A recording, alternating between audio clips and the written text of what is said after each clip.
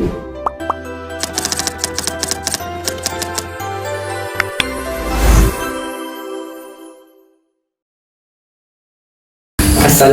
warahmatullahi wabarakatuh.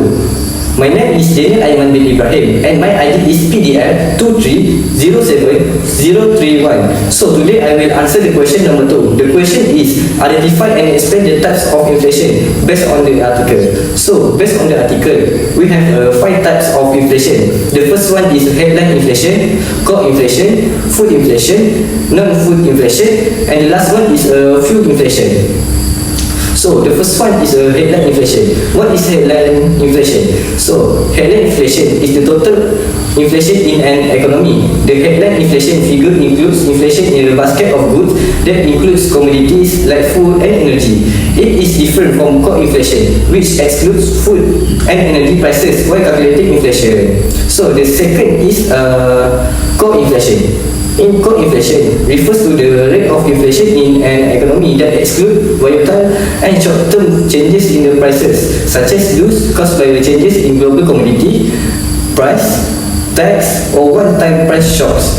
It is often used to measure the underlying inflation trend and to get a better sense of the economy underlying inflationary pressure. So the third one is food inflation.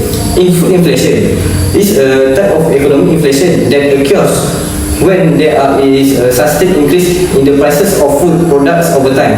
It is a phenomenon that affecting the cost of living, particularly for low-income households, and can have significant social and economic implication. Food inflation is often measured by tracking the changes in the price of a basket of food item over a period of time. This basket typically includes the staples such as bread, rice, pasta, meat, vegetable, fruits, and dairy products.